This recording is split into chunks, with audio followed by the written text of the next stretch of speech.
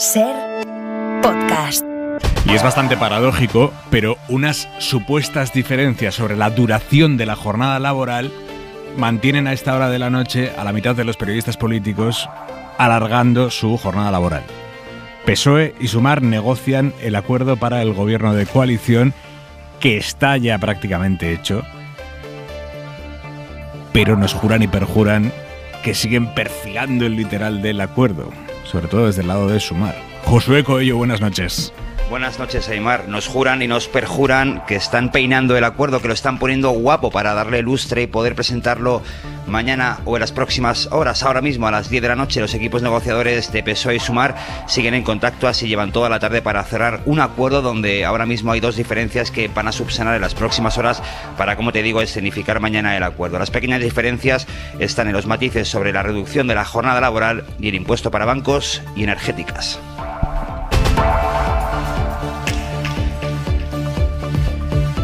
Se enfadan muchísimo cuando hablamos de sobreactuación de las diferencias. Veremos si otra vez, como ha pasado en anteriores ocasiones, a esta hora de las noches nos dicen que todo está frío y mañana a las 8 de la mañana, ¡pum!, acuerdo. Vamos, esto ha pasado. Esto ha pasado en este gobierno, pues siempre. Lo vamos a analizar ahora con los tres periodistas que forman la mesa del análisis de Hora 25. Claudi Pérez, buenas noches. Buenas noches, Aimar. Lucía Méndez, ¿cómo estás? Hola, buenas noches. Y Manuel Rico, muy buenas noches. Buenas noches. Vamos ahora mismo también a la Franja de Gaza, donde Israel sigue matando civiles por decenas con sus bombardeos teóricamente dirigidos contra Hamás, mientras los gobiernos europeos no se aclaran de si hay que pedir una pausa humanitaria, si hay que pedir un alto el fuego, si hay que pedir un corredor humanitario o qué hay que pedir exactamente. Hay gobiernos europeos que, igual que Estados Unidos, se oponen a un alto el fuego porque consideran que le permitiría a Hamás recomponerse. Eso es por lo que se oponen a ese alto el fuego. Y por su parte, Hamás mantiene su perverso goteo de liberación de rehenes de 2 en 2 bajo amenaza de matar a los que no están liberando, que son en torno a 200. Las últimas 2 liberaciones esta noche, 2 mujeres israelíes que han puesto en libertad a través del paso de Rafah, en la frontera con Egipto, que ha intermediado en esa negociación.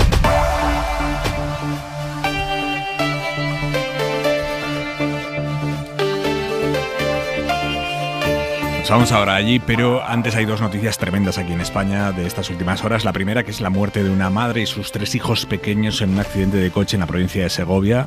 Ella ha invadido el carril contrario, ha chocado con un camión. Isabel Villar. Sí, el accidente ha ocurrido en una nacional, una carretera de doble sentido, y según la investigación, el coche en el que iba esta familia invadió el carril contrario por causas que todavía se desconocen y se chocó de frente contra el camión. El camionero ha salido ileso, pero todos los que iban en el coche han muerto. La madre, de 34 años, y los 3 niños, 1 de 5 y 2 gemelos de 2. Pedro Pastor del Castillo es jefe de la DGT en Segovia y ha confirmado el motivo del accidente en declaraciones a Televisión Española. El turismo ha invadido el carril de sentido contrario justo cuando se cruzaba, poco antes de cruzarse con el camión.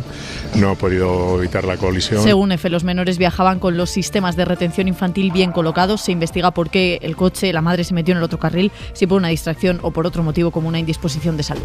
Y también en Castilla y León, una jauría de 5 perros ha matado esta tarde a una joven de 27 años en la provincia de Zamora. Joan Jimeno. Son los perros, algunos de ellos mastines de un pastor que iban acompañando a un rebaño de ovejas en el camino que une Roales del Pan y La Iniesta, a unos 5 kilómetros de Zamora capital. Un camino que es habitual de paseo y normalmente concurrido. De hecho, la joven iba paseando en ese momento junto con otra persona que ha salido ilesa y es quien ha avisado a los servicios de emergencias. El Seprona ha capturado a los animales, que han quedado bajo custodia de la Guardia Civil mientras se investiga el detalle de las circunstancias de esta muerte. El propietario de los perros ha sido también identificado a la espera de que preste declaración. Y en la contra de Hora 25...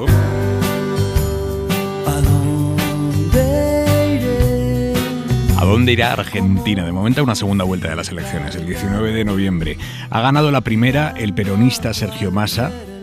Ha quedado segundo, contra todo pronóstico, contra toda encuesta, ha quedado segundo el ultraderechista Javier Milei, que ahora sabe que su futuro depende de que consiga cortejar o no a los votantes de derecha moderada que votaron a Bullrich, a la sucesora de Macri, que se queda fuera de esta segunda vuelta.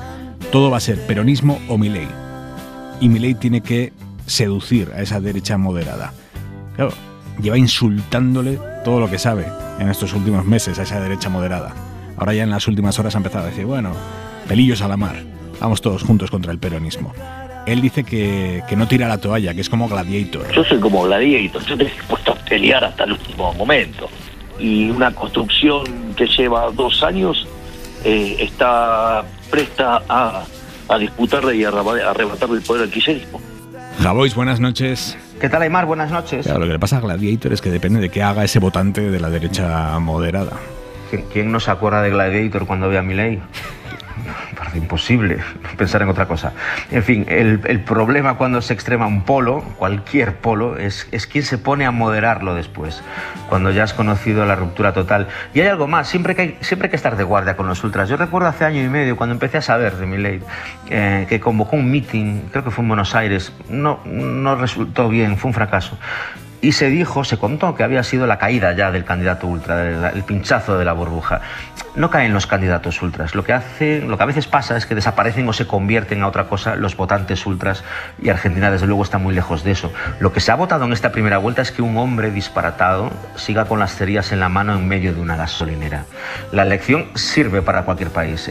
Un voto a un tipo que quiere acabar con todo es un fracaso. Y quien celebre que haya millones de votos está celebrando un error. Va en contra del progreso en su más amplia concepción. Y en muchos países, también en el nuestro, hemos pasado de celebrar que gente así no tenga ningún escaño a celebrar que no nos gobierne. Y eso que en Argentina todavía no lo sabemos. Así que me parece que merece otra reflexión que no sea la alegría sin ningún argumento.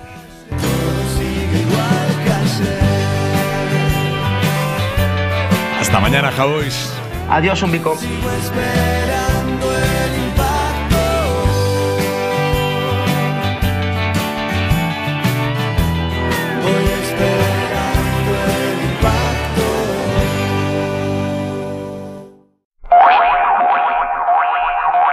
Ya son más de 5.000 los palestinos muertos bajo bombardeos israelíes, según el Ministerio Palestino de Salud, que está en manos de Hamás en la Franja de Gaza. El ataque terrorista de este grupo, de Hamás, mató a 1.400 personas en suelo israelí hace ahora 2 semanas. La respuesta israelí, de todo menos quirúrgica, ha matado ya a más de 5.000. De hecho, en estas últimas 24 horas, que han sido especialmente sangrientas, los muertos son 436, según las autoridades gazatíes. Enviado especial de la SER, Pablo Morán, buenas noches. Hola, Aymar, buenas noches. Han sido, de hecho, de las horas más sangrientas desde que comenzó la guerra el pasado 7 de octubre. Ya por la mañana, las autoridades palestinas confirmaban la muerte de más de 430 personas en los bombardeos de este lunes, que se intensificaban a la espera de la ofensiva terrestre. Una nueva fase que Estados Unidos ha pedido aplazar para tener algo más de tiempo a favor de la liberación de los secuestrados por Hamás, según adelantaba esta mañana el New York Times. Pero es que tampoco parece claro que esté definido qué va a pasar el día después de que Israel arrase con el norte de la franja, si es que consigue desterrar a la organización palestina. ¿Quién se va a hacer cargo de ese territorio? Lo cierto es que el ejército tiene todo listo para entrar, según reiteraba esta misma tarde el jefe de las Fuerzas Armadas israelíes, y ha vuelto a entrar, de hecho, en las últimas horas. Lo ha hecho con redadas selectivas dentro de Gaza contra objetivos de Hamás, según explicaba este portavoz del ejército, que elevaba a más de 300 los objetivos de la organización alcanzados en las últimas horas, pero a un coste de vida altísimo, que ya supera, como decías, los 5.000 palestinos muertos y 1.400.000 desplazados, según ha dicho esta tarde Naciones Unidas. Y contábamos al inicio del programa en directo cómo Hamás ha liberado a 2 rehenes más. Serían la tercera y cuarta rehén que dejan en libertad, las 4 mujeres de los en torno a 200 rehenes que se calcula que Hamás tiene secuestrados, Pablo. Exacto, 4 liberadas, las 4 mujeres, las 4 por razones humanitarias, según Hamás, aunque la organización seguiría teniendo en su poder a 220 personas, según los últimos datos oficiales de Israel, que en realidad son muy provisionales porque no han dejado de aumentar casi a diario desde el inicio de la guerra. Lo que ha hecho Hamás esta noche es lo que anunció que haría este fin de semana: soltar a estas 2 mujeres de 85 y 79 años secuestradas en uno de los kibutz cercanos a Gaza, atacados el pasado día 7, y asegura que lo ha hecho sin exigir nada a cambio. Al igual que ocurrió el viernes con las otras 2 rehenes estadounidenses liberadas, ha sido el Comité Internacional de la Cruz Roja la que ha facilitado su entrega y su salida también de Gaza este lunes, y han sido Qatar y Egipto los países que han mediado en la negociación. De momento no hay reacción del gobierno israelí a esta liberación, cuyo anuncio ya tildó de propaganda este fin de semana. Aquí en Europa se ha producido hoy un intenso debate entre los ministros de Exteriores de todos los países de la Unión sobre si hay que pedirle un alto el fuego a Israel y Hamás, un alto el fuego, o si hay que limitarse a pedir una pausa humanitaria. Hay gobiernos que defienden lo primero, hay gobiernos que defienden lo segundo y hay gobiernos europeos que no quieren saber nada ni de un alto el fuego ni de una pausa humanitaria, porque considerarían que jamás se haría fuerte, aprovecharía ese tiempo para reposicionarse. Bruselas, Beatriz Ríos, buenas noches. Hola, buenas noches. Vea, lo primero vamos a explicar bien cuáles son las diferencias entre un alto el fuego y una pausa humanitaria. Pues un alto el fuego normalmente es un acuerdo negociado entre las partes para acabar con la violencia y el objetivo es reducir la tensión en el frente para que se pueda abrir una vía a negociar una paz duradera, una especie de paso previo para tratar de poner fin a un conflicto. Una pausa o un alto el fuego humanitario es mucho menos ambicioso. Lo que busca es frenar los ataques durante un tiempo limitado para que pueda llegar la ayuda humanitaria. Así lo explicaba hoy el jefe de la diplomacia europea, Josep Borrell. La idea de una pausa humanitaria como algo que facilitaría la entrada de la ayuda humanitaria y permitiría a las poblaciones desplazadas ponerse a cubierto, es algo que los Estados miembros han apoyado. Esto es particularmente importante en conflictos como el que estamos viendo en la Franja de Gaza, porque estamos hablando de 2 millones de personas en un espacio físico muy, muy limitado, con un acceso además muy complicado. ¿Qué países europeos, qué gobiernos europeos piden, vea, un alto el fuego? ¿Qué países piden solo la pausa humanitaria? ¿Y cuáles no piden ni una cosa ni la otra? Bueno, pues hasta ahora no hemos escuchado a muchos países europeos pedir un alto al fuego como tal, porque esto estaría de alguna manera en contradicción con este mantra que hemos escuchado repetir estos últimos días de que Israel tiene derecho a defenderse. Por eso quienes se oponen tanto al alto al fuego como a la pausa humanitaria, o al menos no lo defienden, como es el caso por ejemplo de Alemania, República Checa, Austria o Letonia, alegan que con ese alto al fuego humanitario no se podría realizar porque con Hamás no se puede negociar y porque además no puede haber ningún alto al fuego mientras siga habiendo ataques desde Gaza.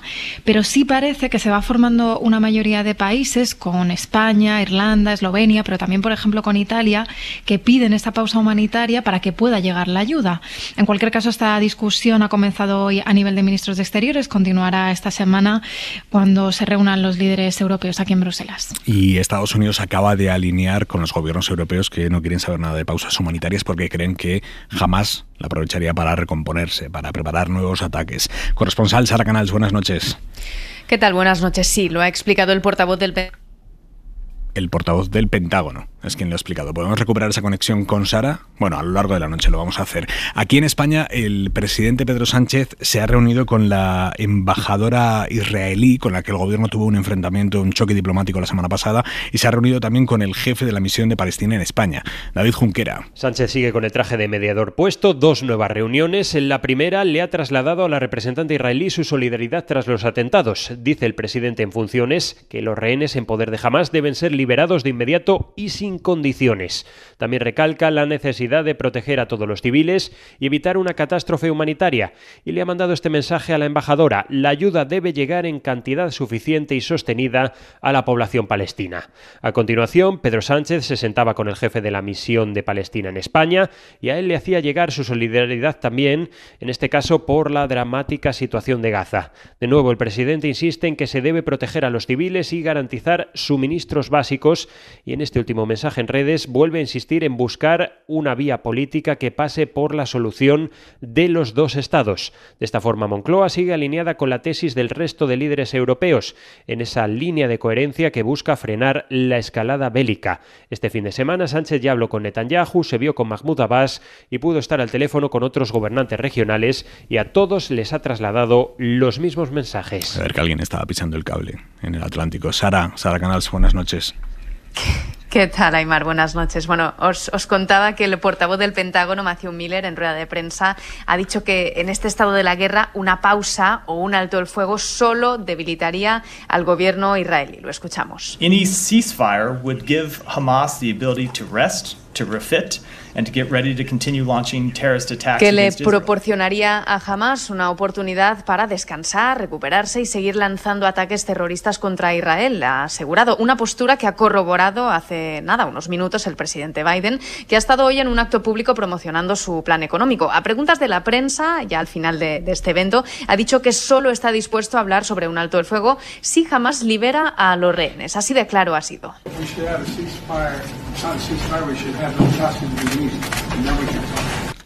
Primero que liberen a los rehenes y luego hablaremos. La Casa Blanca, sin embargo, está proporcionando muy pocos detalles sobre cualquier negociación relacionada con los cientos de civiles secuestrados, incluyendo americanos. Y por otro lado, el acceso a la ayuda humanitaria o la inminente invasión terrestre de Israel han sido las dos grandes cuestiones que han marcado el día de hoy. La Casa Blanca es consciente de que los camiones que han llegado a través de Egipto no son suficientes y aseguran que siguen trabajando en coordinación con la ONU y con sus socios europeos para que esto cambie. Sara, corresponsal en Washington, gracias, buenas noches. A vosotros. Esta es la situación ahora. Os pregunto por vuestro análisis. Claudi Pérez, pone los pelos de punta a escuchar hoy al ministro de Exteriores austriaco, a Schallenberg, decir nos tenemos que poner en la piel de nuestros amigos israelíes y ver cómo hubiéramos reaccionado en Austria si hubiéramos vivido un atentado en territorio austriaco. Habrían respondido también con bombardeos indiscriminados, con miles de civiles muertos. Eso habría hecho un gobierno europeo. ¿Cuál es tu análisis de situación, Claudi? Mi análisis aquí es que la posición de Alemania, de Austria, también del gobierno italiano, según mis fuentes, pues es muy dura, pero luego está una figura como Borrell que está elevando su voz sobre este proceso, ¿no? Tenemos un Borrell muy equilibrado que se ha sacado para mí el conejo de la chistera de la pausa, que para algunos será un second best, pero para mí era una respuesta inteligente para intentar parar esta carnicería, ¿no? Porque estábamos esperando una ofensiva terrestre bastante brutal, que es lo que pide, la venganza que piden los ultras en Israel, ¿no? Y eso no ha llegado, pero van 30% de las casas derruidas, 5.000 muertos, más de 1 millón de desplazados, sin electricidad, lo cual significa sin agua, porque las desalinizadoras no funcionan solas, porque los pozos tampoco funcionan solos. Entonces, Israel no ha entrado ahí a sangre y fuego y, sin embargo, está recrudeciendo los ataques cada día, con lo cual creo que la solución de Borrell tendría todo el sentido si no fuera porque hay 3 países, Alemania, Austria e Italia, por encima de otros, que dicen que ni eso. De todas maneras, aquí la posición europea se queda pequeña con respecto a lo que diga Estados Unidos, mientras Estados Unidos no diga clarísimamente que si Israel no para, pues dejan de llegar los fondos y las ayudas militares, pues tendremos sangre y fuego. Rico. Bueno, a ver, lo primero que yo considero relevante es ver cómo argumentan quienes están en contra de la pausa humanitaria, ¿no? Hemos escuchado a un miembro del gobierno de Estados Unidos y también lo que han defendido en Europa, Alemania o Austria, entre otros países, ¿no? Y lo plantean como si hubiese esa pausa humanitaria, jamás se rearmaría. O sea, lo que hacen es eliminan de la ecuación, como si no existiesen, a los civiles de Gaza. Pero es que el problema está ahí, porque el problema no está en el enfrentamiento entre el ejército de Israel y Hamás. El problema está en que han muerto 5.000 civiles en las últimas gazatíes en las últimas semanas. Pero claro, para defender su postura lo que hacen es eso, eliminan amablemente de la ecuación a los 2 millones de gazatíes y a partir de ahí ya puedes seguir argumentando. Por supuesto que Hamás tiene que liberar a los rehenes sin condiciones. Exactamente igual, por cierto, que Israel tiene que liberar a aquellos aquellos gazatíes que tiene en prisión sin ningún tipo de acusación y sin un procedimiento legal establecido. Pero eso es indudable. A mí, más allá de la pausa humanitaria, me provoca verdadera preocupación algunas cuestiones que están ocurriendo en la Unión Europea también, ¿no? Hoy el primer ministro británico Sunak pidió a la policía más dureza en las manifestaciones a favor de Palestina. Se están prohibiendo las banderas de Palestina. ¿Cuándo se nos ocurrió esto? Quiero decir, ¿la bandera de Palestina es ilegal? Quiero decir, esa identificación de Hamás con Palestina es completamente absurda, pero que es un ataque a la libertad de expresión que yo no sé cómo casa con los valores que defiende la Unión Europea. Bueno, creo que no casa en absoluto. Y obviamente, respecto a lo que está ocurriendo allí, es que yo creo que es muy fácil de entender, ¿no? Obviamente Hamás cometió unos crímenes y unos atentados terroristas completamente inaceptables, pero la respuesta no puede ser una especie de terrorismo de Estado, ¿no? Es fácil de entender. Quiero decir, si lo que nos escandaliza de Hamás, que nos escandaliza y es condenable, es que asesinasen a sangre fría a civiles, pues nos tendrá que escandalizar igual que se esté asesinando a sangre fría a civiles gazatíes, ¿no? Lucía, ¿cómo lo ves? Pues es que me temo que estamos aplicando a este asunto reglas diplomáticas y situaciones del pasado que ya desgraciadamente no existen, ¿no? Yo creo que la capacidad de la Unión Europea para presionar a Israel para que deje de bombardear y de masacrar a los habitantes de la Franja de Gaza es, en fin, yo creo que es nula, ¿no? Es cero. Pero es que el problema es que también la capacidad de Estados Unidos de presionar a Israel parece que no es mucha, ¿no? De hecho, el presidente Biden fue allí y le dijo claramente no hagáis lo que nosotros después del 11S.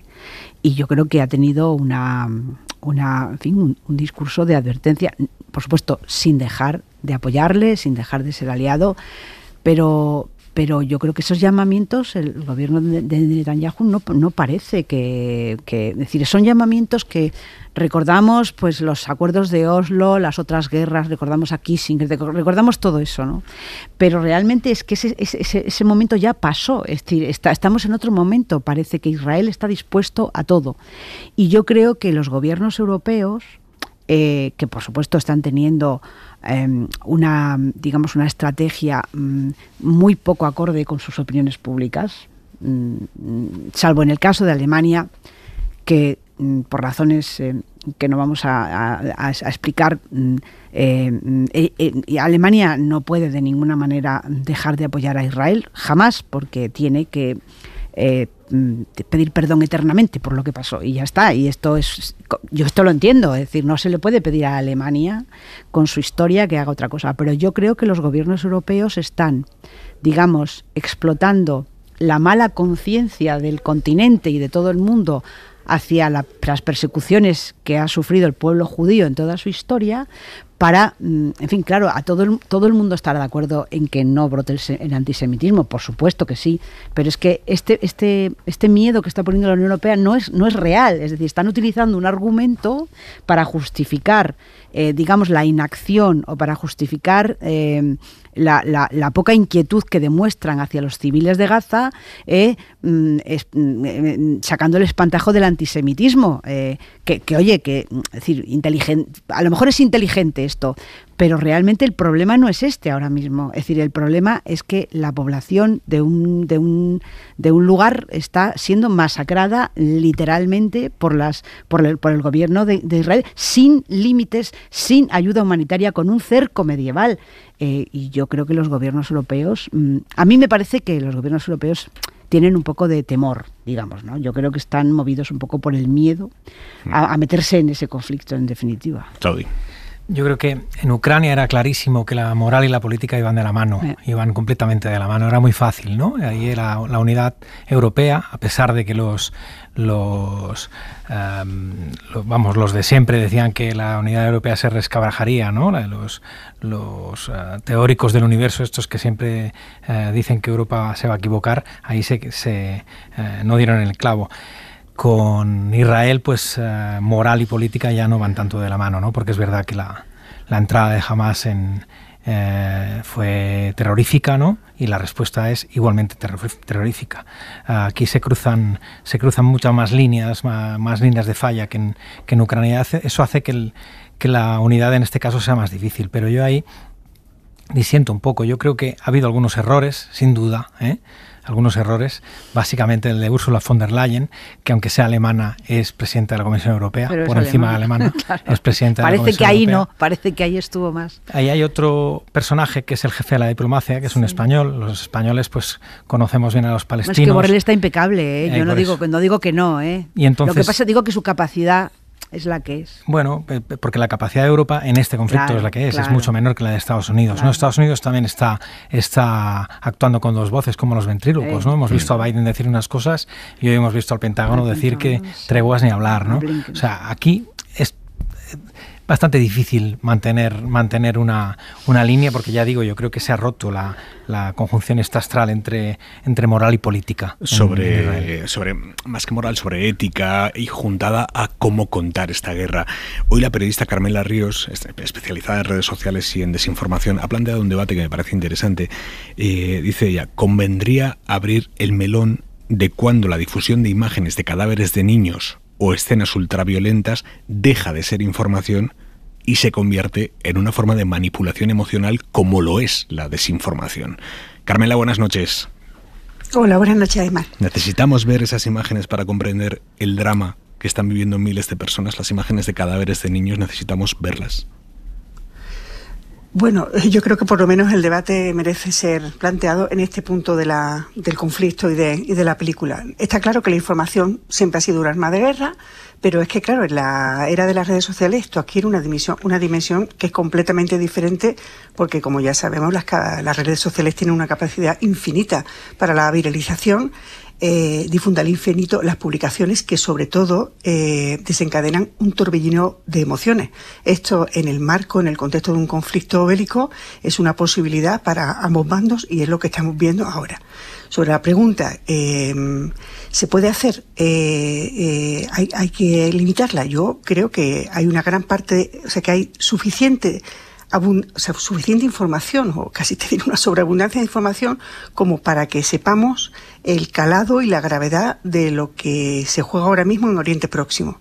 Con lo cual, yo creo que deberíamos ir a otro punto de observación y de gestión de esta información desde varios frentes. Desde el frente personal, desde el frente familiar o social y desde el frente periodístico.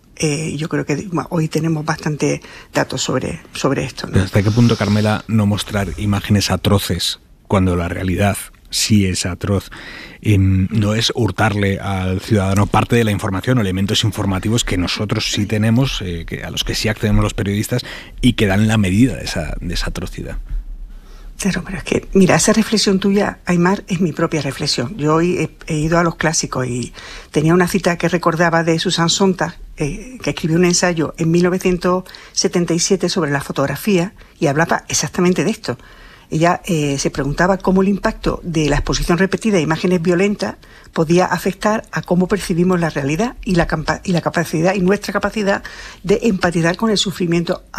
Sontag decía que el riesgo era que esa sobreexposición nos lleve a la insensibilidad. O sea, que ella decía, una especie de aturdimiento moral que consiga que la gente al final se vuelva indiferente hacia esas imágenes.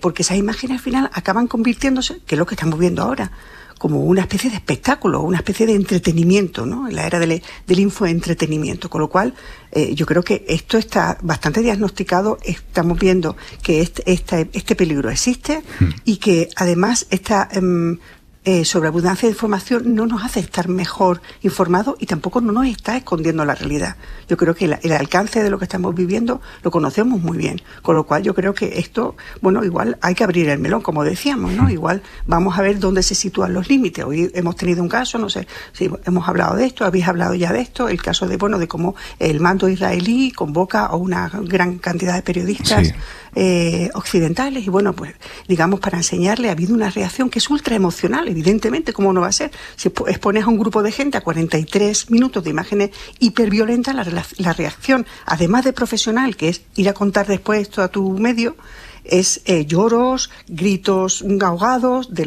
los propios periodistas que han estado visionando esas imágenes tan brutales. Necesitamos conocer todas esas imágenes que además ya están circulando por redes sociales, te lo puedo decir, para conocer el alcance de la atrocidad que cometió Hamás el 7 de octubre. Ahí dejo la pregunta. Vamos a contestarla. Carmela, gracias como siempre. Un saludo. Rico. A ver, varias cuestiones, ¿no? Lucía comentaba que tenía la sensación de que incluso Estados Unidos había perdido un poco la capacidad de influir sobre Israel. Yo, sinceramente, creo que si Estados Unidos tuviese un discurso claro y le dijese a Israel que no puede seguir con esta matanza, Israel tendría que detener esa matanza, porque obviamente la Unión Europea pinta menos, pero Estados Unidos es el elemento esencial de apoyo a Israel. Que los países europeos no son el factor predominante en el escenario internacional en este caso, bueno, yo creo que en eso estamos todos de acuerdo, pero nosotros lo que le podemos pedir a los gobiernos europeos es que ejerzan el poder que tengan, sea poco, mucho, pero que tengan una posición que esté alineada con la legalidad internacional, que yo creo que eso es lo mínimo, y que esa posición la defiendan con claridad y vehemencia, lo que obviamente excluye viajes absolutamente disparatados como el de Ursula von der Leyen. Y si ella considera que tiene que... O Roberta Metsola, presidenta del Parlamento Europeo, también. Poner otras cuestiones a su papel como presidenta de la Comisión, pues dimite, se va a Alemania y sigue allí con su vida. Y, o sea, yo entiendo, Claudia decía que no van juntos política y moral. Yo entiendo que obviamente, y estoy de acuerdo contigo, que el tema es muchísimo, o que tiene una enorme complejidad. Bueno, la prueba de la enorme complejidad es que llevamos 75 años y no se ha solucionado, ¿no? Pero yo creo que en algunas cuestiones básicas debería ser igual de fácil de entender que el conflicto de que la invasión de Ucrania por Rusia, ¿no? En Ucrania tenemos claro quién es el agresor y quién es el agredido.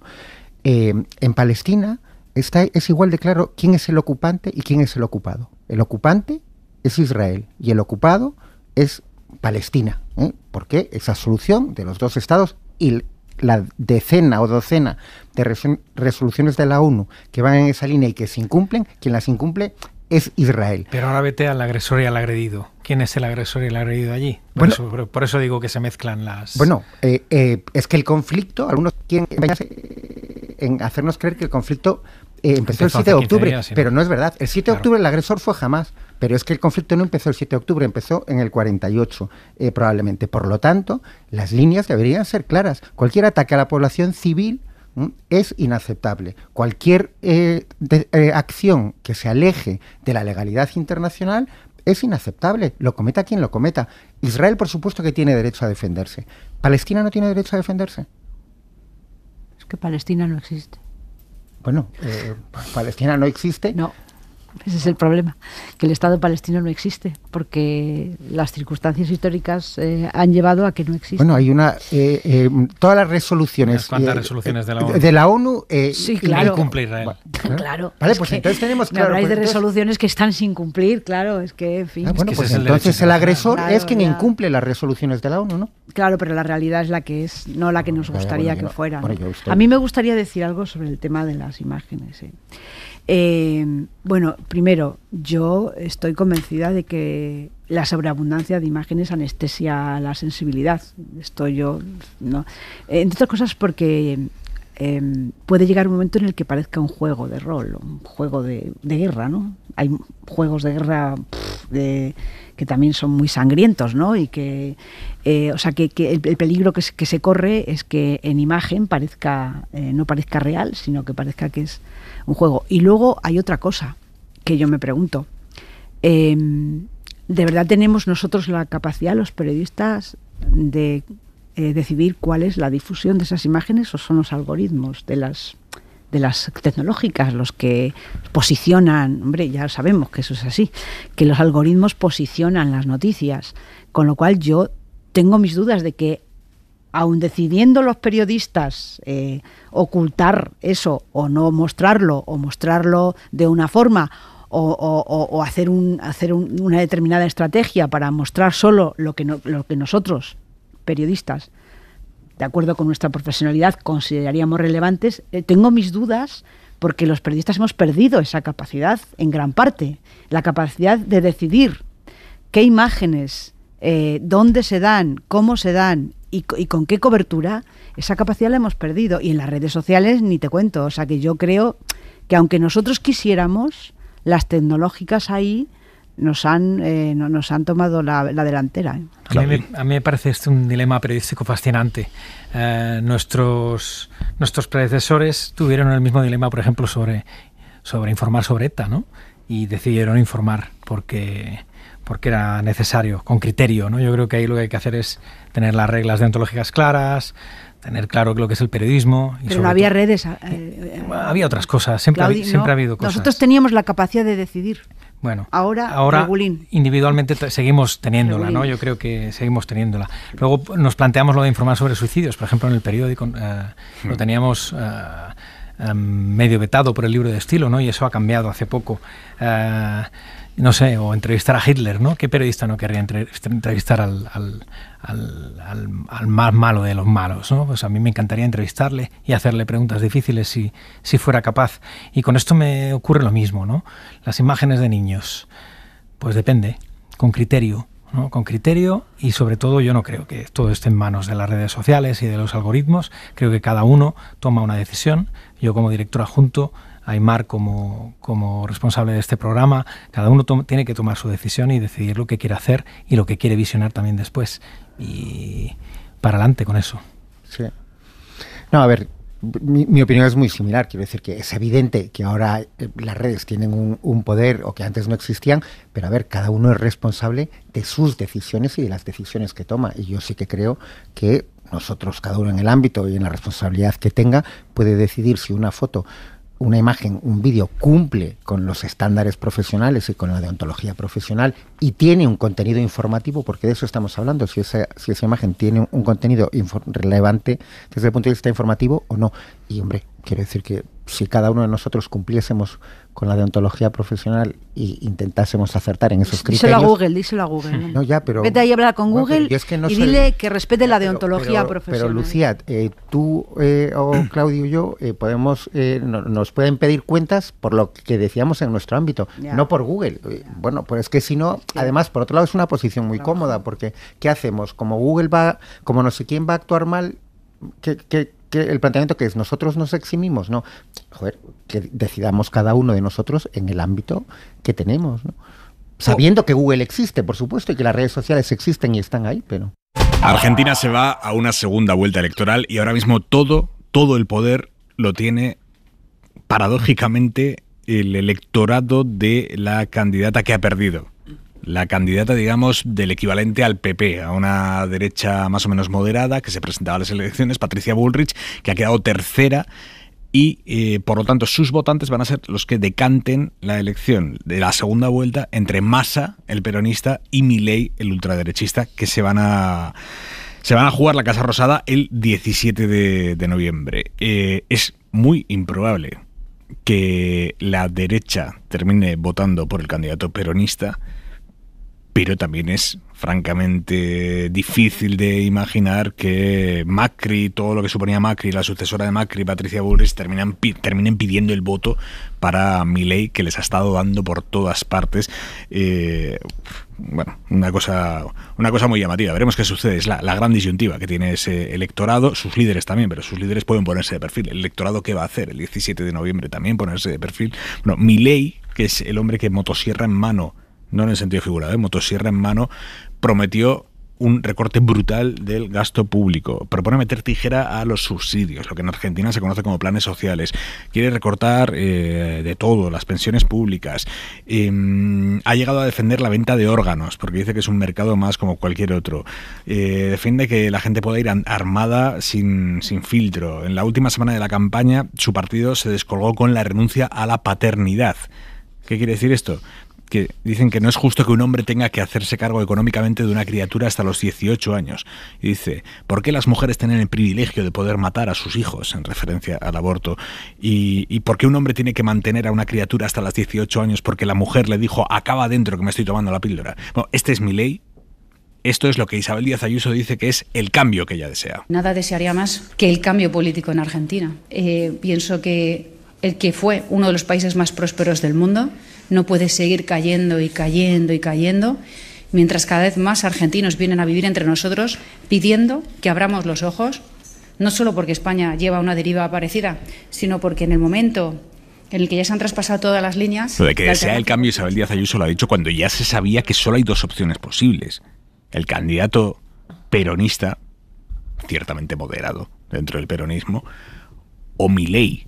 Dice Ayuso que ya quiere cambio. Y, por cierto, estaría bien saber si la Dirección Nacional del PP también apoya a Milei, porque hemos preguntado hoy, no emite, Génova no emite sobre el resultado de esta primera vuelta de las elecciones generales, así que de momento por parte del PP lo que tenemos es Ayuso diciendo que haya cambio, que haya Milei. ¿Qué se puede esperar, Claudia, del votante de centroderecha argentina ante esta disyuntiva? ¿Milei o peronismo? ¿Peronismo o Milei? Pues es difícil saber, después de los palos que le ha pegado Milei, ¿no?, auténticos, y después de los propios palos que ha pegado Bullrich al peronismo. Yo aquí creo que hay 4 o 5 cosas muy interesantes de Argentina. Una es que el peronismo está vivo, ¿no? Las noticias de mi muerte son exageradas, decía Mark Twain. El peronismo es una piedra basal de la política argentina desde hace muchísimo tiempo, para bien y para mal, y está vivo y coleando. La otra es que Argentina se suma a esta ola de países que están consiguiendo parar a la ultraderecha, a pesar de la motosierra de Isabel Díaz Ayuso, ¿no?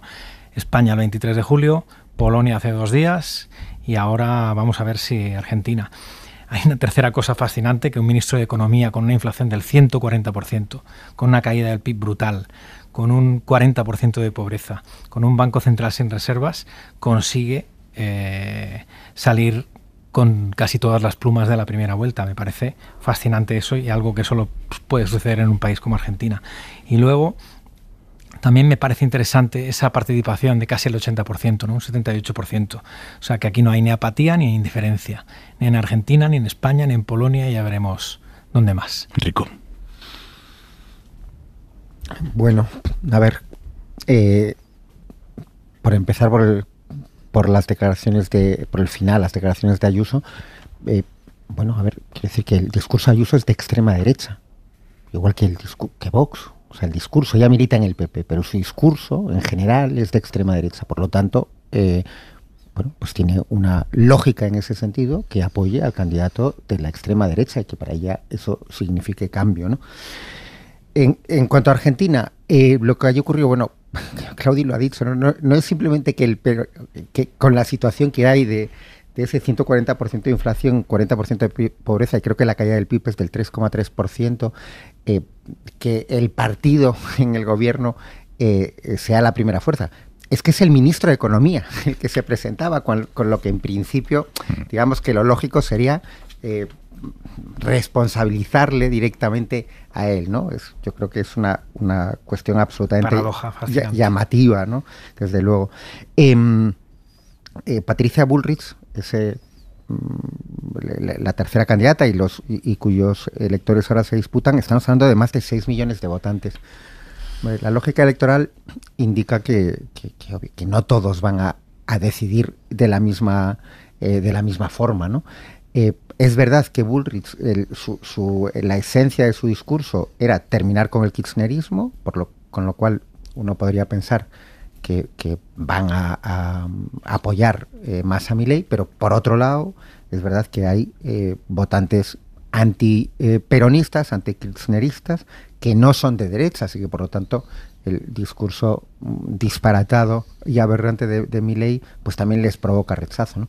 Bueno, cómo se dividan esos 6 millones, pues es absolutamente clave. Es verdad que Massa no necesita ni siquiera la mitad, le vale con algo menos, porque parte con ventaja, pero bueno, yo ahí ya hacer pronósticos no me atrevo, porque me confundiré y luego Lucía me lo echará en cara.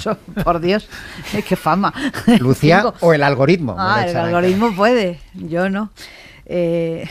Bueno, yo creo que efectivamente la gran sorpresa, incluso para los propios argentinos también, ha sido algo que ellos siempre han sabido, pero últimamente parecía que no era así, ¿no? Que es que el peronismo parecía a la baja. El periodismo, querías decir. El peronismo, sí. El peronismo, que es un movimiento que va mucho más allá de un partido político, claro, por supuesto. Es verdad que el ministro Massa ha llevado a la inflación a ese récord que decís, pero en los últimos meses también ha regado de subvenciones y de medidas económicas a las personas menos favorecidas, que es a las que el peronismo, a las que el peronismo dice que se debe. Particularmente llamativo es el caso del gobernador de Buenos Aires, ¿no? Cuyo jefe de gabinete tuvo que dimitir en la propia campaña electoral porque fue fotografiado en Marbella. En Marbella, con un yate de lujo, en Marbella, con una modelo.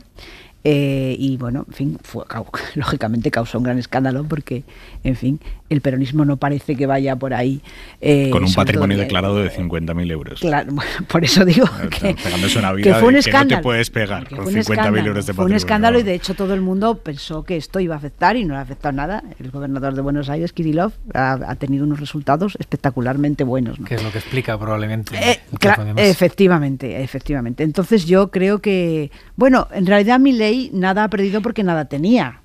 Quiero decir, era un recién llegado, tenía expectativa, tenía encuestas, pero las encuestas, yo pensé ayer a las 2 de la madrugada cuando salieron los resultados que habían sido los mismos encuestadores de España, que se habían desplazado allí, porque tuvieron el mismo acierto.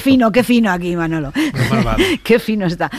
No, sí, claro, realmente es un recién llegado y ha tenido una irrupción muy espectacular, muy de serie de Netflix, muy propia del momento en el que vivimos, pero bueno, realmente yo creo que ahora mismo su situación no es, claro, cualquiera sabe lo que pasa, pero realmente yo creo que Massa tiene muchas posibilidades de ser elegido presidente, ¿no? Vamos a volver a España, a la crónica política de España, porque tenemos novedades acerca de la negociación del acuerdo de gobierno entre el PSOE y Unidas Podemos. Básicamente las novedades es que se estaba alargando tanto la cosa que lo tienen ya prácticamente hecho, pero lo dejan para mañana. Esa es la novedad. Ahora nos lo va a contar bien Josué Coello.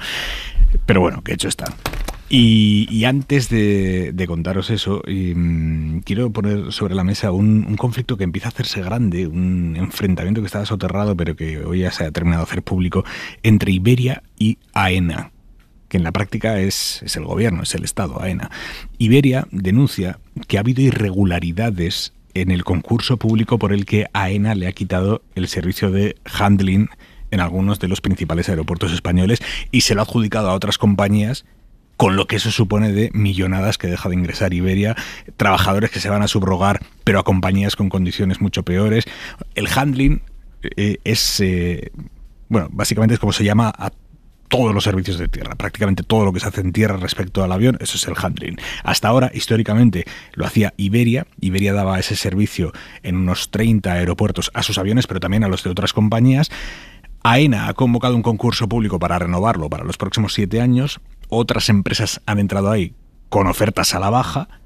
Iberia se ha quedado sin el servicio en algunos de los principales aeropuertos españoles, el de Barcelona, el de Gran Canaria, el de Palma, y ahora Iberia acaba de impugnar ese concurso porque considera que ha habido irregularidades. Y en mitad de todo esto están los trabajadores de Iberia, que ahora teóricamente tienen que ser subrogados a esas nuevas adjudicatarias, pero dicen, ¿no?, esas empresas no son Iberia, esas empresas son conocidas en el sector por el incumplimiento reiterado en materia laboral.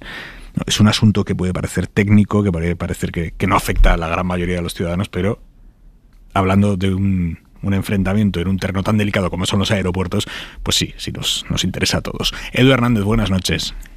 ¿Qué tal, Aimar? Buenas noches. Vamos a explicar lo primero qué es el handling, que ya lo he intentado explicar, es como todo lo que se hace en tierra, ¿no? ¿Qué es el handling?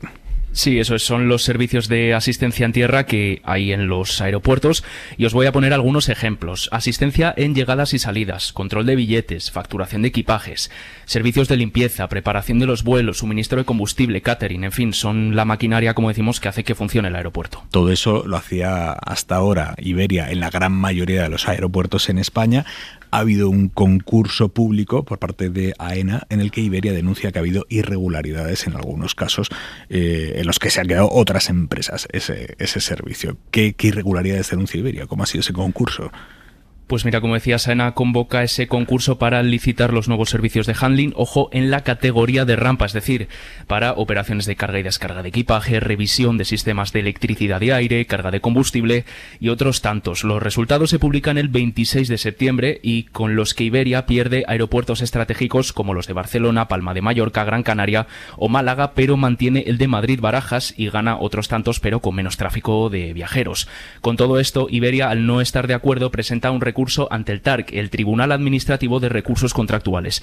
Ellos argumentan primero que el proceso no ha seguido lo que estipula la ley, tanto en plazos como en transparencia, asegurando que AENA no ha dado apenas información sobre las razones que hay detrás de las puntuaciones y los pocos datos que han dado, dice Iberia, que revelan irregularidades. No dice muchas, no dice cuáles, salvo que no se han analizado con coherencia la relación que hay entre el plan de negocio y la oferta. Así que ahora mismo lo están elevando al TARC y están pidiendo suspender las adjudicaciones y repetir el concurso. Lo segundo, los trabajadores se verían afectados. Están denunciando UGT y CCO que hoy se han concentrado en los aeropuertos porque quedarían a merced de empresas que no cumplen los convenios colectivos. Chema Pérez es secretario general del sector aéreo estatal de UGT. Ha habido claros incumplimientos del mismo, que nos han obligado a UGT y a comisiones constantemente a judicializar los problemas, ¿no? Son decenas y decenas de demandas individuales, de conflictos colectivos, etcétera, etcétera. AENA ya ha respondido asegurando que no darían esas licencias, aquí está la paradoja, precisamente si las empresas nuevas no cumplieran esos convenios. Edu, gracias, buenas noches. Buenas noches, un abrazo. En víspera de Champions, Manu Carreño, buenas noches. Hola, Aimar. Mañana juegan Real Madrid, tu Real Sociedad. Los dos juegan en Portugal, de hecho. El Madrid en Braga contra el Sporting de Braga y la Real juega en Lisboa contra el Benfica. Y además juega el Sevilla en casa contra el Arsenal. Para el miércoles juegan el Atlético y el Barça. Pero en la previa del partido de Champions, Ancelotti ha sido protagonista de nuevo por el tema arbitral. Nos espera una semana hasta el sábado. Todo el mundo, ya nadie va a una rueda de prensa si no está el tema de los árbitros encima de la mesa. Bueno, pues hoy Ancelotti ha dicho en la previa de ese partido de Champions de mañana que no tiene libertad para decir lo que piensa de los árbitros, porque si dijese lo que piensa le sancionarían y él lo que quiere es trabajar. Todo esto después de que anoche Xavi también dijese que no es bueno hablar de los árbitros ni meter presión a los árbitros. Te recuerdo que el sábado hay un Barça-Real Madrid y ni la Champions es capaz de bajar el telón arbitral, porque vamos a seguir hablando durante toda la semana. Por cierto, acaba de terminar también la jornada en primera con el Valencia 2, Cádiz 0. Ampliamos luego, Manu. Cuando quieras. Adiós. La ropa para mañana, Jordi Carbó, buenas noches.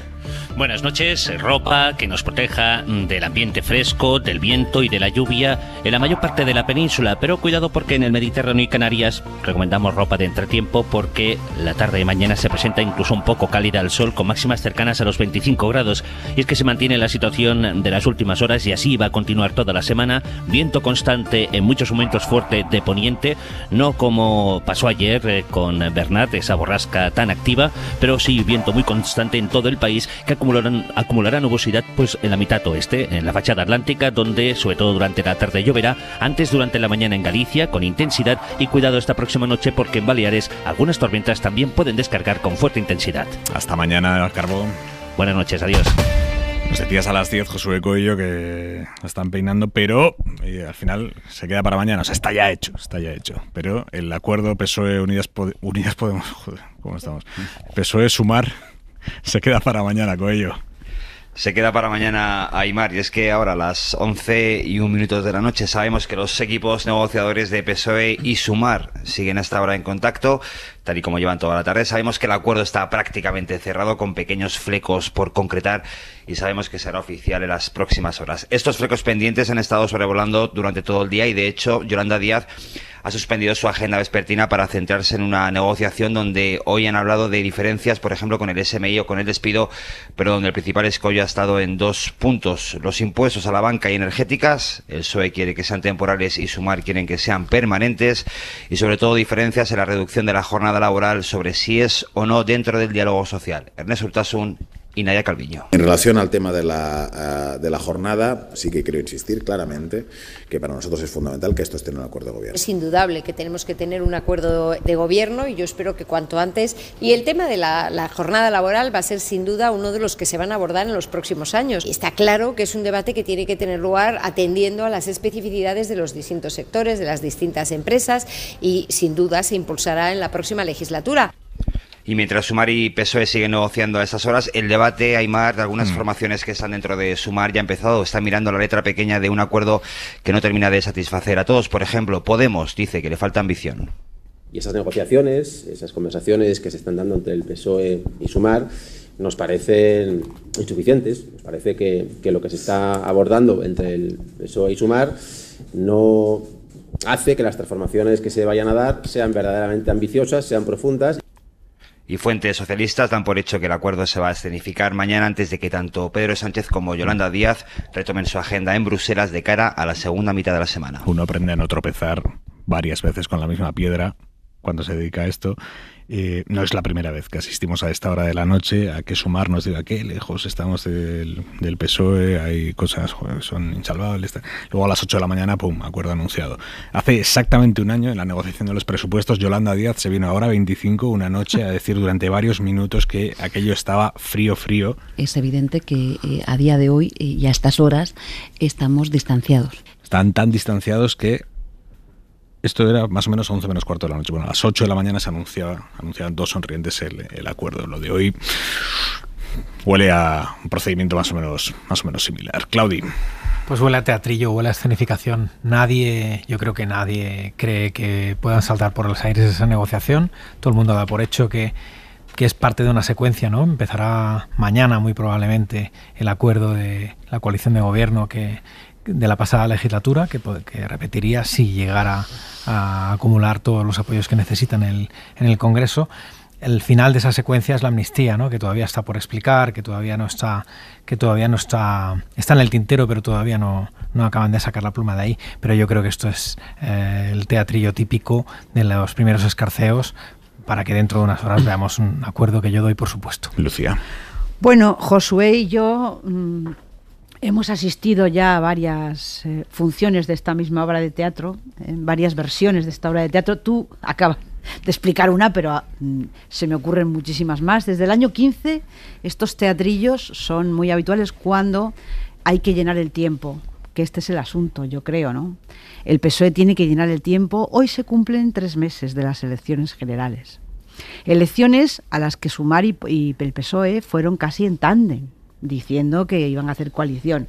Y entonces han esperado 3 meses y justo esta noche han organizado pues estas escenas, ¿no? Yo creo que algunas veces supuestamente estos partidos pretenden que nosotros los periodistas formemos parte de este teatro, ¿no? Y bueno, de alguna manera formamos parte de este teatro porque estamos hablando de esto, ¿no?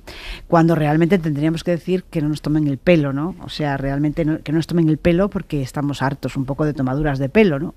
Yo creo que la clave de este asunto es que Pedro Sánchez tiene que llenar las 4 semanas que le quedan hasta el día que se convoquen las elecciones si no haya un acuerdo. Le está resultando difícil llenar este espacio. A mí me parece que la actuación del silencio y el cerrojazo absoluto a las negociaciones, a mí no me parece que sea una cosa ejemplar desde el punto de vista democrático, lo tengo que decir. Es más, me parece bastante escandaloso que estemos oyendo al señor Puigdemont desde Bruselas decir lo que está diciendo y que no sepamos exactamente hasta dónde o cómo pretende llegar el presidente, porque es que esto nos afecta a todos, ¿sabes? No es que le afecte solo al presidente del gobierno ni al PSOE, nos afecta a todos porque la cuestión de la amnistía es una cuestión relevante y trascendente desde el punto de vista político para todo el país.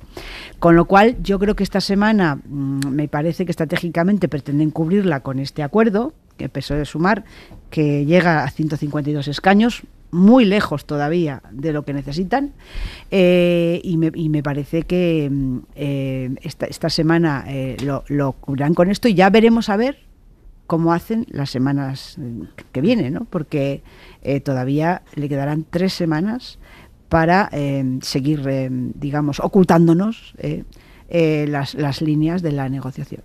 Bueno, si Sánchez no tiene ideas, le puede preguntar a Feijóo, que estuvo un mes y tuvo una reunión de una hora en un mes, y seguro que desde Génova le mandan ideas. Hombre, ¿y qué dijo? ¿Qué dijeron los del PSOE? Bueno, estaba perdiendo el tiempo. Bueno, es que ese mes, desde luego, una hora en un mes fue una pérdida de tiempo total. ¿Y lo que están haciendo ahora no? Bueno, no lo sé, por lo menos están negociando con alguien. Claro. Pero bueno, a mí no me parece nada escandaloso que una negociación política tan complicada como esta sea discreta. Me parece lo suyo. No, discreta no. Bueno, secreta. Si me vas a interrumpir cada frase, yo te lo agradezco, pero me voy preparando para las contrarréplicas. A mí me parece absolutamente razonable que las negociaciones sean discretas. Me parecería un escándalo que no se explicase con la máxima transparencia, con todo el detalle del mundo, el acuerdo al que se llegue, si se llega. Pero obviamente yo no necesito, ni yo ni nadie, que transmitan las negociaciones, porque eso lo único que introduciría sería capacidad de que descarrile. Yo lo que quiero es que el acuerdo sea explicado con absoluta transparencia. Respecto al teatrillo y bueno, pues las negociaciones, estamos de acuerdo en que hay veces que sobreactúan. A mí me interesa el fondo del asunto. Al parecer, en las dos cuestiones en las que hay, o en las que había alguna discrepancia, porque yo creo que todos tenemos la misma información de que el acuerdo está casi hecho y se va a anunciar en las próximas horas. Respecto, ha habido unas declaraciones de Calviño, además, bueno, pues abriéndose por parte del gobierno del PSOE a el tema de la jornada laboral. La discrepancia que había ahí, al parecer, yo creo que no es tal discrepancia, porque lógicamente en el acuerdo de gobierno debería incluirse que se va a impulsar una ley que lo contemple, pero luego el desarrollo de esa ley tiene que estar en el ámbito de la negociación colectiva, que es a donde remitió Calviño. Son dos cosas completamente compatibles y que se pueden poner en el acuerdo. Me parece menos ambicioso la discrepancia o el tema de la reforma fiscal, ¿no? Más allá de que yo creo que con los beneficios escandalosos que están teniendo energéticas y banca, obviamente ese impuesto especial que en principio termina a finales de año, debería prorrogarse, pero yo creo que es fundamental una reforma fiscal integral, porque llevamos años con parches fiscales. Hoy mismo se ha conocido un informe del Observatorio Fiscal de la Unión Europea que creo que uno da muchísimos datos de interés sobre España, pero uno de ellos es que hay 140.000 millones en paraísos fiscales de activos de españoles, bueno, de muy poquitos españoles, la mayoría no tenemos activos en paraísos fiscales. 140.000 millones. Yo creo que una de las reformas urgentes, de verdad, es la que tiene que llevar a una mayor justicia fiscal, pero eso no se hace añadiendo un parche a otro parche a otro parche. No hay información más allá de temas puntuales como el tema de este impuesto a las energéticas y a la banca o retoques en el impuesto de sociedades, pero lamento, si al final no está en el acuerdo de gobierno, que no haya esa reforma integral para ir hacia un sistema fiscal justo. Tenemos un libro blanco que está aprobado ya. Sí, sí. Y que probablemente la reforma fiscal irá por ese camino. Yo creo que esto es el acuerdo de coalición y luego en la legislatura veremos otras cosas, ¿no? Yo ahí de todas maneras estoy de acuerdo. La presión fiscal española está por debajo de la media europea. El sistema fiscal español redistribuye menos casi que ningún otro en la Unión Europea. La desigualdad en España está España está entre los países con más desigualdad de Europa y tenemos un sistema fiscal completamente ineficiente que habría que reformar. El líder de la oposición en funciones acaba de decir que hay que bajar impuestos, lo cual es materialmente imposible porque Bruselas nos ha dicho ya que quiere un ajuste, ¿no? Pero bueno, es que creciendo al 3% en el año 19, el PP decía que había que bajar impuestos. En la peor crisis que hemos tenido en los últimos 30 años o 40, que fue la gran recesión, Rajoy se presentó a las elecciones diciendo que había que bajar impuestos y luego hizo la mayor subida de toda la democracia. En el año 15 volvió a presentarse ya con crecimiento y dijo que había que bajar impuestos otra vez, mientras le mandaba una carta a Juncker en la que le prometía que si hacía falta los subiría todo lo que fuera necesario. Entonces, pues bueno, pues esa reforma es imprescindible, yo creo que es... Bueno, solo decir, Claudia, que el PP no está gobernando. No, desde hace 5 años. He dicho el líder de la oposición. No, sí, digo, quiero decir que pero cuando gobernaba lo hacía, ¿no? Por supuesto, totalmente cierto lo que dices, pero digamos, el sistema fiscal en España no será ahora responsabilidad del PP que no gobierna. Será la responsabilidad de ese gobierno de coalición que tiene un libro blanco. El gobierno progresista, digamos, pues no, en fin, en ese sentido no debe haber hecho sus deberes, creo yo. No, el sistema fiscal obviamente es responsabilidad de los gobiernos que han estado, y yo lo planteaba además como que es una pena que si no está finalmente en el acuerdo de gobierno, yo creo que debería estar, porque debería ser una prioridad absoluta, pero obviamente el discurso del PP hoy, no en 2018, hoy sigue siendo el mismo, que es el mantra de bajar impuestos. Por cierto, yo soy favorable a bajarle impuestos a quienes menos ingresos tienen y a subírselos bastante a las empresas que, sobre todo a las multinacionales, que terminan pagando un porcentaje ridículo por sus beneficios, a los grandes patrimonios, etcétera, etcétera, en la línea con ese informe que ha presentado hoy el Observatorio Fiscal de la Unión Europea, que me parece fantástico. Lo que no quita para que el gobierno de coalición la pasada legislatura hiciera poco o muy poco en relación a esta agenda. Claro. Aunque hizo, a eso me refería. Aunque hizo otras reformas a cambio, ¿no? Pero ahí se quedó corto o muy corto con respecto a los programas electorales de los respectivos partidos que estaban en esa coalición. Por ser justo, hay que decir que el gobierno de coalición tenía unos planes fiscales que se vieron absolutamente atropellados por una pandemia. Desde que llegó una pandemia, hubo que aguantar a pulmón 3 millones y pico de empleos a través de... Es verdad que la política en Europa fue distinta de la gran recesión, por tanto, ahí tuvimos un margen también. Pero España tiene un talón de Aquiles ahí clarísimo, igual que tiene otro en el mercado laboral, aunque haya mejorado clarísimamente por ese flanco con el empleo y el desempleo. Más allá de las de las sobreactuaciones que puedan estarse dando en estas horas, ¿qué os sugiere el hecho de que nos encaminemos hacia un acuerdo para la jornada laboral o la semana laboral de 37 horas y media? Esto sería un avance muy notable, Rico. Sí, bueno, a ver, yo creo que efectivamente es un paso que va en la buena dirección. Lo que pasa es que no debe ser único, hay que acompañarlo de otras cuestiones, ¿no? Tenemos una fundamental que creo que es evidente, es racionalizar los horarios. Tenemos unos horarios en general. Los de los políticos, para empezar. También, quiero decir que en esto también hay que racionalizarlos. Tenemos jornadas laborales, antes lo comentábamos, hay sectores donde sí, hay convenios de 40 horas, pero hacen pues 60. Entonces necesitamos una inspección seria que controle lo que ya hay. O sea que la medida es correcta, sí, siempre que teniendo claro que obviamente el mercado laboral tiene 1000 realidades diferentes, que hay que ser lo más flexible posible y que efectivamente una cosa es aprobarlo por ley, pero luego el desarrollo de esa ley hay que hacerla en el marco de la negociación colectiva entre sindicatos y patronales. Yo creo que eso es todo de lógica. Para mí es importante también eso, que no se quede solo en si vamos a trabajar 4 o 5 horas menos a la semana, que me parece fundamental, pero está en un contexto, y ese contexto también, si lo queremos abordar en serio, pues habría que tocarlo, ¿no? Creo que es un acuerdo muy importante, porque es que llevamos casi 40 años, ¿no?, con la jornada laboral a 40 horas. Va a bajar a 37 horas y media hasta 2024, se supone, y luego podría bajar a 35, aunque bueno, largo me lo fiáis, ¿no? Ahí vamos a verlo.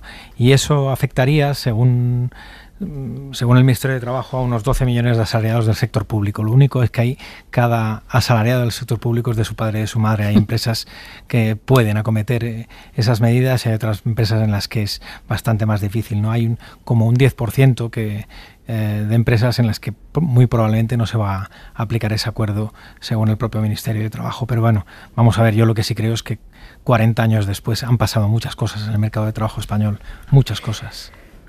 Lucía. Yo no creo que, desde el punto de vista, digamos, podemos decir filosófico o de fondo, creo que es una medida que tiene una lógica. Es decir, no creo que nadie pueda oponerse en general a una cosa así. Otra cosa distinta es que, como decían mis compañeros, mis colegas, el mercado laboral en España, digamos, se ha escapado de las manos de la de las legislaciones o de los legisladores. Es verdad que hay un sector con mucha regulación, con derechos, con sindicatos, que es el sector público, que es el sector de las, en fin, de las grandes fábricas, digamos de la economía tradicional, ¿no? Pero hay otra economía en la que ahora mismo se están incorporando los jóvenes, sobre todo, que no está regulada, que no tiene los mismos derechos. Y ojo, es una economía muy grande, es decir, no son 4, no son 1000 trabajadores, son mucha gente que ahora se incorpora y que se incorpora sin esos derechos que se supone que tenemos todos, ¿no? Se supone que hay sindicatos, se supone que hay comité de empresas, se supone que hay convenios. Bueno, o sea, hay muchos lugares, muchos sectores en los que eso no existe. Por tanto, la capacidad, digamos, regulatoria del gobierno ahí tiene menos posibilidades de abrirse camino. Y luego, las personas que están sujetas a un horario también, como decís bien, pues tampoco son todas, ¿no? Con lo cual yo creo que esta medida, oye, aunque afecte a pocos trabajadores, a mí no me parece mal, ¿eh?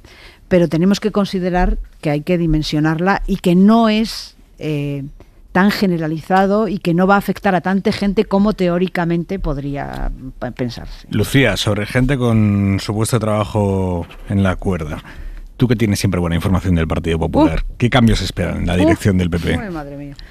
Pues, hombre, a ver, yo creo que todo el mundo espera cambios. Bueno, primero tenemos que ver si hay gobierno. ¿Qué quiero decir? Si hay elecciones no habrá cambios, ¿no? Vamos a suponer que hay gobierno. Claro, estamos hablando de que haya gobierno, porque si no hay gobierno, evidentemente, estamos en proceso electoral. Si hay gobierno, yo creo que hay una opinión generalizada dentro del Partido Popular de que evidentemente el equipo que Feijóo eligió en el Congreso de Sevilla, donde fue elegido presidente, pues no es el equipo que conviene al Partido Popular en estas circunstancias, ni sobre todo el equipo preparado para hacer oposición. Es verdad que ese fue un equipo hecho de aluvión. Yo creo que ni el propio Feijóo tiene muy claro cómo tiene que cambiar el equipo, porque tampoco es tan fácil. Hay un escollo orgánico, que esto es un poco especializado, pero bueno, hay que decirlo, hay un escollo orgánico. Ahí la figura clave pues es que, claro, la secretaria general es la portavoz parlamentaria. Esto en ningún momento puede ser así en un partido, solo fue porque estábamos en una situación extraordinaria, ¿no? Y claro, evidentemente uno de los dos cargos lo tiene que dejar. O los dos. Bueno, yo digo uno de los dos, ¿vale? Y ahora voy a decir por qué digo uno de los dos. Porque Feijóo tiene una limitación orgánica para elegir al secretario general. Tiene que elegirlo de entre la lista elegida por el Congreso. Y en esa lista elegida por el Congreso no es que haya, digamos, demasiada gente. Para elegir, perdona, al portavoz parlamentario, ¿no? No, al secretario general. Al secretario general, sí. El secretario general lo elige el presidente, sí, orgánicamente, pero tiene que ser de una lista elegida por el Congreso. Y en esa lista, digamos que es una lista de representantes de los territorios, por así decirlo, y no es realmente, no hay muchas personas de peso. Del partido. Perdóname, pensaba que estabas hablando... No, el Congreso del partido. Que fuera diputado. No, claro, no estoy diciendo que estatutariamente vale. Sí, el secretario general lo elige el presidente, pero el presidente tiene una limitación para elegirlo, que es elegirlo de esa lista que aprueba el Congreso del partido. Claro, entonces ahí hay una limitación obvia, ¿no? Porque no podrá elegir según a qué personas, y luego también tiene que ver si cambia, digamos, si cambia los cargos de la dirección. Esa dirección fue una dirección provisional. Y yo creo que Feijóo tiene bastante trabajo para cambiar esta dirección. Y me parece que todavía yo no sé si lo tiene muy decidido. ¿Rico? No, a ver, o sea, entiendo lo que dices, pero no sé por qué eligió una dirección provisional, la verdad. Bueno, porque ese congreso digo, pues si la preguntas en serio. Sí, claro. Ese congreso se celebró en unas circunstancias emocionales muy complicadas para el Partido Popular. Fue un congreso que todos recordamos cómo fue aquello, la destitución del otro presidente y la llegada de Feijóo. tuvo muy poco tiempo para hacer esto y además, bueno, pues efectivamente no hubo... Era un congreso para elegir a un presidente que tenía que hacer frente a unos procesos electorales, ¿no? Entonces fue elegido de acuerdo con eso.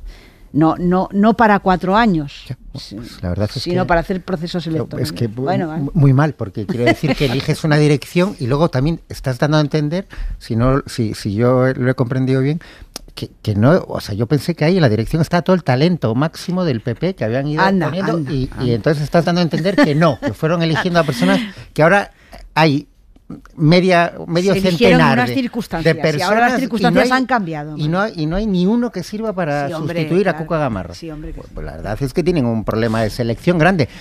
Podían hablar con Esperanza Aguirre, que fue headhunter durante cierto tiempo, y donde ponía el ojo, ponía un corrupto. O sea que ahí yo creo que hay talento. Yo creo que está siendo muy dura, Lucía. Hoy había un análisis interesantísimo en un think tank de Bruselas, Eurointelligence, que se preguntaba si el PP va a perder bien.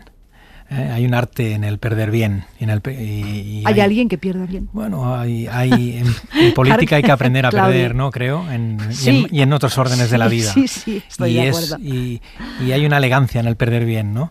Y creo que Feijóo ahí tiene que pensar un poco en los pecados que cometió previos al 23J. Uno de los pecados quizá fue la formación de un equipo que se demostró que no era el más adecuado, porque le ayudó a tomar unas decisiones que tampoco eran las más adecuadas, ¿no? Entonces probablemente una buena parte de ese equipo, o al menos una parte de ese equipo, la secretaria general o la portavoz, o las dos, se acabaron aquí. Punto y 25. Soledad Gallego Díaz. El escritor estadounidense Ian Bremmer lo ha explicado muy bien. Y todo esto se debe a que los israelíes tienen que priorizar su capacidad de defenderse por sí mismos por encima de cualquier otra cosa. Ese debería ser hoy día un argumento mucho más fuerte para destituir inmediatamente a Benjamín Netanyahu que para bombardear Gaza. Bremmer no es el único que cree que Netanyahu debería dimitir o ser destituido tanto por su incapacidad para prever el ataque de Hamás como por poner en peligro la esencia democrática del Estado de Israel y por mostrar un desprecio absoluto por la vida de los civiles de Gaza, sometidos a una devastación solo equiparable a la de algunas ciudades en la Segunda Guerra Mundial. El diario Haaretz y otras voces judías en otros lugares del mundo han pedido también esa dimisión, sin esperar a que acabe la guerra. Quizá tanta visita a Netanyahu para ofrecerle apoyo incondicional por parte de gobiernos occidentales esconda también presión para que, con su incompetencia, no provoque la ampliación del conflicto con otros países cercanos. Israel, no hay que olvidarlo, es un país con armamento nuclear y nunca ha firmado un tratado internacional al respecto. Además, los gobiernos occidentales son ya conscientes de la irritación de sus propios ciudadanos, abrumados con la extrema violencia que ejerce el gobierno israelí. Y reaccionar como hace el gobierno conservador del Reino Unido, pretendiendo recortar la libertad de expresión y de manifestación de los británicos, no servirá de nada. Una vez más, la prioridad es evitar más muertos, salvar a los rehenes israelíes y proporcionar ayuda humanitaria a los miles de heridos que están sufriendo algo inconcebible. Punto y 25. Y esta noche viene al larguero Víctor Francos, el presidente del CSD, en un momento clave, Carreño. Sí, ha estado esta mañana en Las Rozas, se ha firmado ahí el convenio entre la Federación, las jugadoras, donde estaba ya Jenny Hermoso, que estaba en la concentración, y el propio CSD, que ha hecho de mediador, y enseguida le vamos a preguntar por un montón de cuestiones que hay que preguntar. El Mundial 2030 que se celebrará en España, además de Portugal y Marruecos, el actual sistema que tenemos con los árbitros montados que te contaba antes, y sobre todo también lo del convenio con las jugadoras, y las elecciones, que todavía no sabemos quién será el nuevo presidente sustituto de Rubiales. Y mañana victoria de la Real en Champions. Eso ya lo hemos contado, ya está colgado en Twitter. Eso ya está preparado ya. Venga, Manu, hasta luego. Hasta mañana. Claudi Pérez, Manuel Rico, Lucía Méndez, un abrazo. Buenas noches. Descansen, hasta mañana, adiós. Hora 25, con Aimar Bretos. Para no perderte ningún episodio, síguenos en la aplicación o la web de la SER, Podium Podcast o tu plataforma de audio favorita.